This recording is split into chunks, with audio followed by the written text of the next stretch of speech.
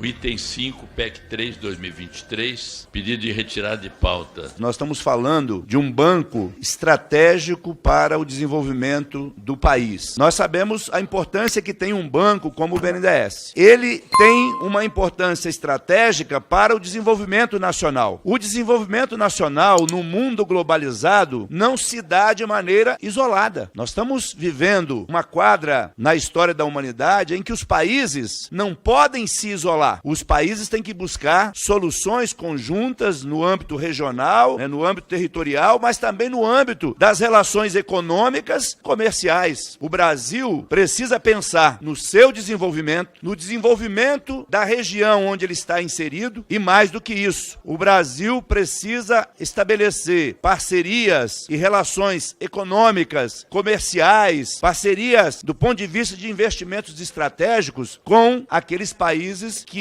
o governo brasileiro julgar importante para potencializar as nossas relações econômicas, comerciais e, acima de tudo, políticas. A presidência solicita, senhoras deputadas e senhores deputados, que tomem seus lugares a fim de ter início a votação pelo sistema eletrônico. Está iniciada a votação. Devido a esse calote que houve, principalmente da Venezuela, de Cuba e de qualquer outros países, nós não queremos que o Brasil dê calote em nenhum país, mas também não aceitamos calote. E é legítimo o Congresso Nacional Brasileiro poder autorizar qualquer empréstimo que qualquer presidente da República ser submetido ao Congresso Nacional Brasileiro. Como orienta a Federação PSOL Rede? O fomento do BNDES, nesse caso, é destinado para a produção e para a comercialização de produtos exportados para outros países. Não se trata de investimento do BNDES diretamente para nenhum outro país. São empresas brasileiras. É esse o seu papel, é o fomento ao desenvolvimento de empresas nacionais. E é fundamental que seja um banco público que faça isso. Aliás, é isso que está por trás daqueles que defendem esse projeto, é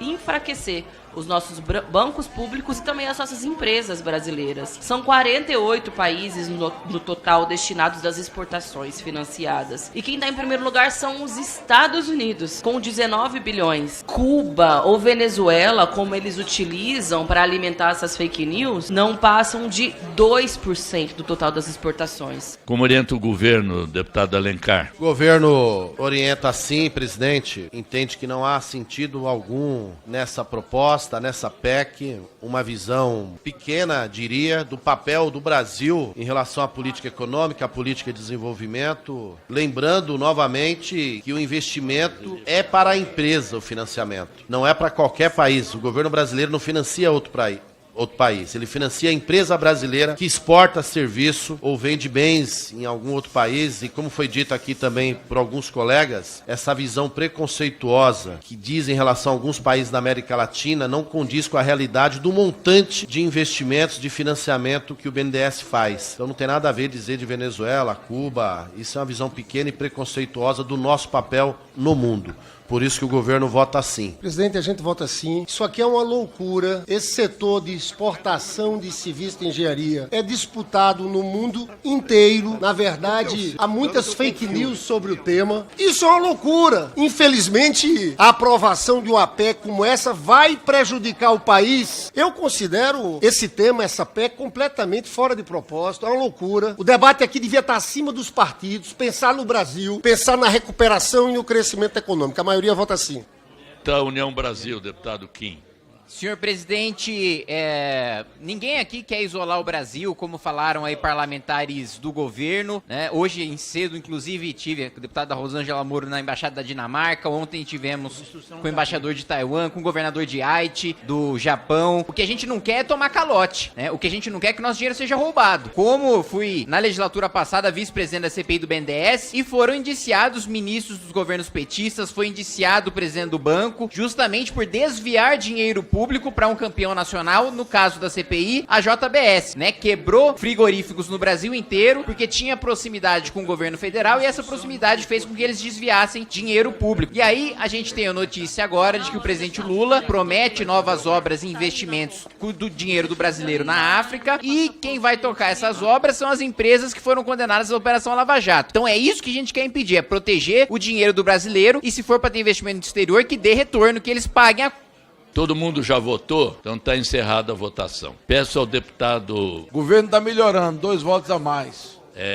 Se arrumar mais uns 3 ministérios, eu acho que chega perto. 39-20, rejeitado o requerimento de retirada de pauta. Peço ao deputado Kim Kataguiri, o deputado Arthur Maia registrou presença, está ausente nesse momento, mas o deputado Kim Kataguiri, peço que leia o relatório.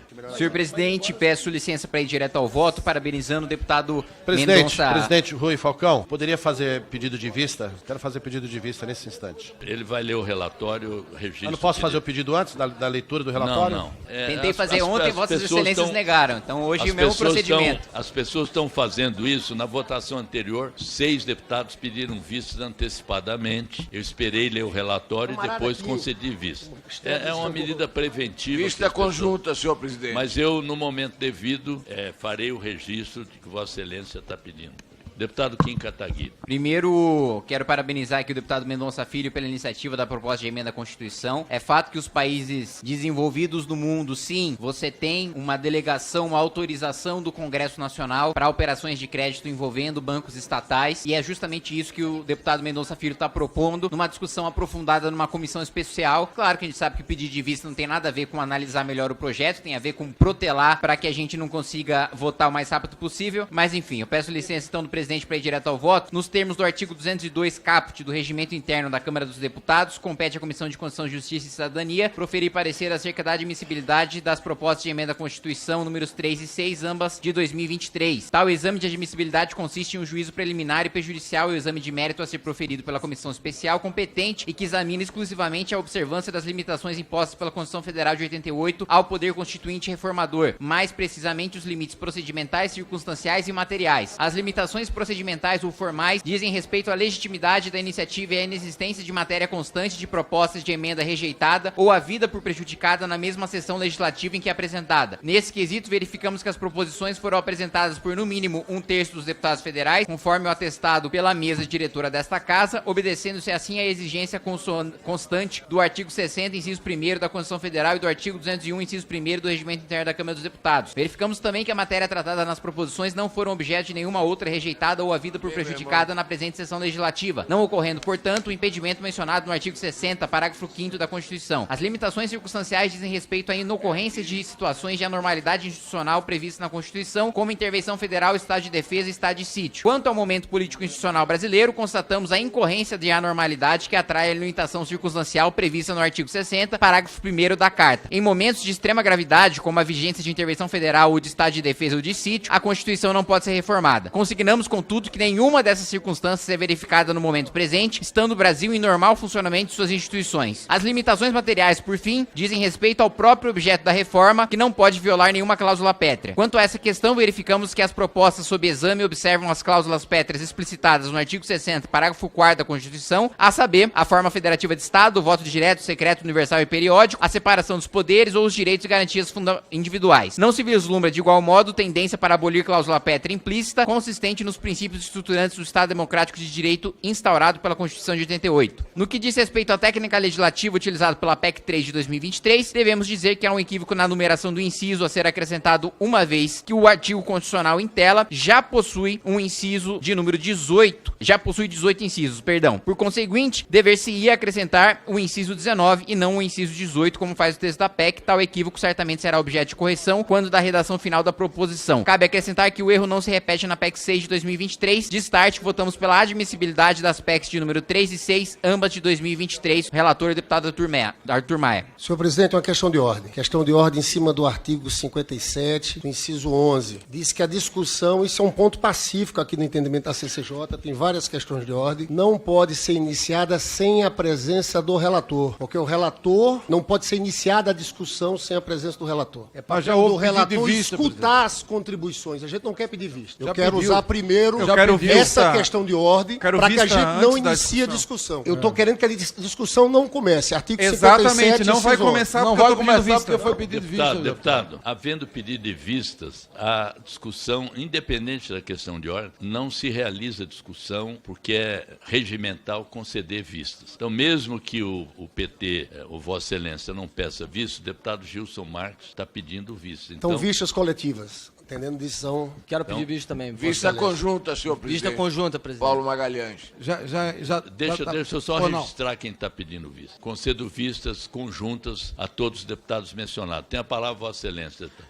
O debate está contaminado por fake news, meu caro deputado Lindbergh Farias. O propósito dessa proposta de emenda à Constituição não é interromper o financiamento externo e o financiamento de bens e serviços produzidos no Brasil, ou a exportação de serviços, como pede qualquer nação que se coloque presente no mercado internacional. Ocorre que, eu já disse aqui, o Exim Bank, o banco de exportação de vários países do mundo, já praticam o financiamento externo com aval do respectivo parlamento. Citei aqui o caso do parlamento americano, que dá a responsabilidade, a atribuição e a competência ao Exim Bank americano de cumprir essa tarefa. Citei aqui o banco de exportação do Japão, o Exim Bank da Coreia do Sul, o contexto canadense, ou seja, o mundo todo pratica, e eu não quero tirar o Brasil desse protagonismo, muito pelo contrário. Agora, é preciso que o parlamento brasileiro cumpra com a sua obrigação. Lembro, inclusive, que o Senado Federal já exerce o controle de financiamentos e de autorização de contratação de financiamento para estados brasileiros. Então, por que não fazer o mesmo com relação a países que têm interesse em estabelecer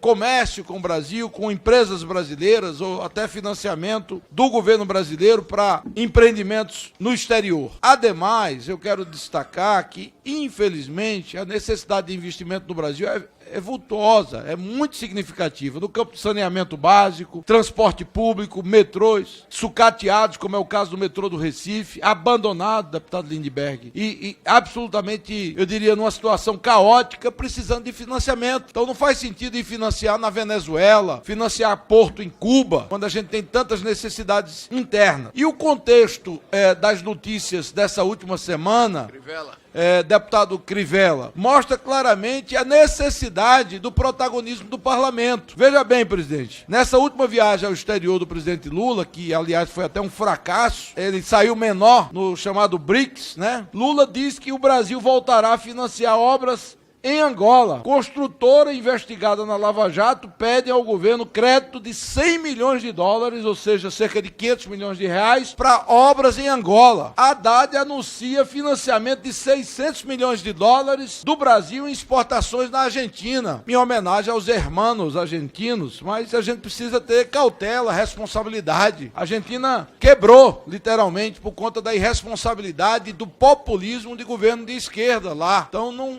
cabe ao governo brasileiro, além das dificuldades que nós sustentamos no dia a dia, sustentar as dificuldades do país vizinho. Então, por conta dessa cautela toda e querendo aprimorar, inclusive, o texto na comissão especial, é que eu quero agradecer aqui ao deputado Arthur Maia, agradecer ao deputado Kim, que leu o relatório do deputado Kim, Arthur Maia, e na próxima sessão, se Deus quiser, com o apoio da maioria das bancadas e dos parlamentares, nós vamos aprovar a admissibilidade, nós vamos aprovar essa PEC número 3 para que o parlamento exerça o seu controle com relação e a fiscalização dos atos de financiamento externo do Poder Executivo.